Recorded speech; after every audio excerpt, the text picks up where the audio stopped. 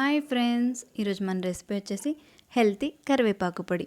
వేడి వేడి అన్నంలోకైనా, దోశలోకైనా, ఇడ్లీలోకైనా, ఉప్మాలోకైనా, దేంట్లోకైనా చాలా బాగుంటుంది. ఎలా చేసుకోవాలో చూసేద్దాం.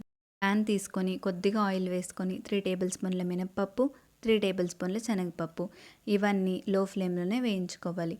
హై ఫ్లేమ్లో వేయించుకుంటే సరిగ్గా వేగవు. ఇవి కొద్దిగా వేగిపోయాక 3 టేబుల్ స్పూన్ జీలకర్ర, 3 టేబుల్ స్పూన్ నువ్వులు వేసుకోండి. నువ్వులు ఆప్షనల్, ఇవి వేస్తే టేస్ట్ బాగుంటుందని వేస్తున్నాను. ఇవి కూడా లో ఫ్లేమ్లోనే వేయించుకోవాలి.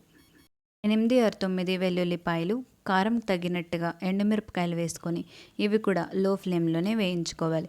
లో ఫ్లేమ్లో వేయించుకుంటేనే టేస్ట్ బాగుంటుంది, బాగా వేగుతాయి. క్లీన్ చేసి పెట్టుకున్న కరివేపాకును కూడా వేసేసి ఇది కూడా లో ఫ్లేమ్లోనే వేయించుకోవాలి. కరివేపాకు వేగిపోయాక నిమ్మకాయ అంత చింతపండును కూడా వేసేసి ఒకసారి వేయించుకోండి. ఇవి వేగిపోయాక ఒక 5 నిమిషాలు పక్కన పెట్టేయండి. ఇదంతా చల్లారిపోయాక మిక్సీ జార్లో వేసుకోండి. కొద్దిగా పసుపు, 1 టేబుల్ స్పూన్ ధనియాల పొడి లేదా ధనియాలు, తగినంత ఉప్పు వేసి మెత్తగా కాకుండా కొంచెం కచ్చా పచ్చాగా మిక్సీ పట్టుకోవాలి. చూసారా, ఎంతో టేస్టీ అయిన కరివేపాకు పొడి రెడీ అయిపోయింది. హెల్త్కి కూడా చాలా మంచిదండి.